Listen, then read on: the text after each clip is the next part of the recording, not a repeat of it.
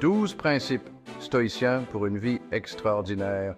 Yo tout le monde, c'est Alexis. Aujourd'hui, on plonge dans un sujet qui a du poids, le stoïcisme. Oubliez le jargon pompeux. C'est une philosophie de vie qui envoie du lourd et je vais vous montrer pourquoi. On va décortiquer ensemble 12 principes stoïciens qui peuvent transformer votre vie comme ils l'ont fait pour moi. Préparez-vous à réfléchir, à bousculer vos idées reçues et surtout à kiffer le voyage. N'oubliez pas de vous abonner pour ne rien manquer. Imaginez un instant, vous êtes un jeune mec ordinaire, on va l'appeler Kevin. Kevin, il galère un peu, boulot rasoir, vie amoureuse au point mort, bref, la loose. Il rêve de changer de vie, de devenir entrepreneur, de voyager. Mais voilà Kevin, il est prisonnier de ses peurs, de ses doutes. La peur de l'échec, du jugement des autres, ça le paralyse complètement. Il est coincé dans sa routine, incapable de faire le premier pas vers ses rêves. Et un jour, Kevin tombe sur un bouquin de stoïcisme. Intrigué, il se lance. Le premier principe qu'il découvre, c'est la distinction entre ce qu'on peut contrôler et ce qu'on ne peut pas contrôler.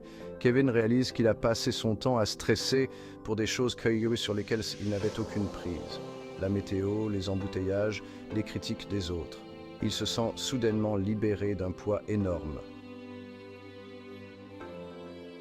Fort de cette nouvelle sagesse, Kevin décide d'appliquer un autre principe stoïcien, l'action.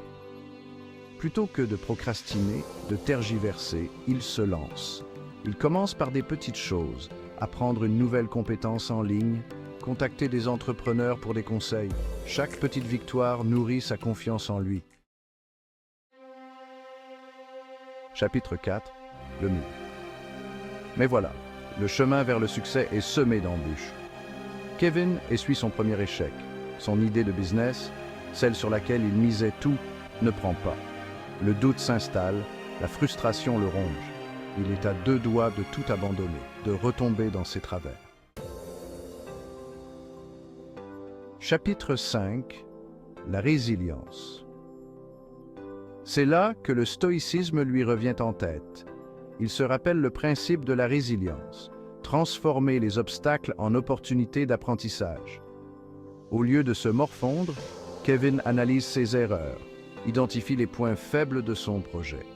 Il comprend que cet échec n'est pas une fin en soi, mais une étape nécessaire sur le chemin de la réussite. Chapitre 6, la leçon. Ce premier échec, aussi douloureux soit-il, aura été une leçon précieuse pour Kevin. Il a compris que la vie est faite de hauts et de bas, et que la façon dont on réagit face à l'adversité est cruciale. Le stoïcisme lui a appris à accepter ce qu'il ne peut pas contrôler, à se concentrer sur ses actions et à transformer les échecs en opportunités d'apprentissage. Chapitre 7, de retour dans l'arène. Kevin, plus motivé que jamais, se remet au travail. Il affine son projet, corrige ses erreurs et se lance à nouveau dans l'arène, plus fort et plus déterminé que jamais. Il applique les principes stoïciens au quotidien, vivre dans le moment présent, se concentrer sur ce qu'il peut contrôler et accepter les choses telles qu'elles sont. Chapitre 8. Le syndrome de l'imposteur. Son nouveau projet commence à prendre forme. Le succès est à portée de main. Mais Kevin est confronté à un nouvel obstacle, le syndrome de l'imposteur. Il doute de ses capacités, se sent illégitime, a peur d'être démasqué. Ses pensées négatives le minent, le paralysent à nouveau. Chapitre 9. La confiance en soi. Une fois de plus, le stoïcisme vient à sa rescousse. Kevin se rappelle que la confiance en soi ne vient pas de l'extérieur, mais de l'intérieur. Il se concentre sur ses valeurs, sur ses accomplissements passés. Il se répète des affirmations positives, visualise sa réussite. Petit à petit, il reprend confiance en lui et chasse le syndrome de l'imposteur. En surmontant le syndrome de l'imposteur, Kevin a franchi un cap important. Il a compris que les pensées négatives n'étaient que des illusions, des obstacles créés par son propre esprit. Le stoïcisme lui a appris à identifier ses pensées, à les remettre en question et à les remplacer par des pensées plus positives et constructives. Grâce à sa persévérance, sa résilience et sa nouvelle philosophie de vie, Kevin atteint enfin son objectif. Son entreprise est un succès. Il a réalisé son rêve et surtout, il a appris à vivre une vie plus sereine et plus épanouissante.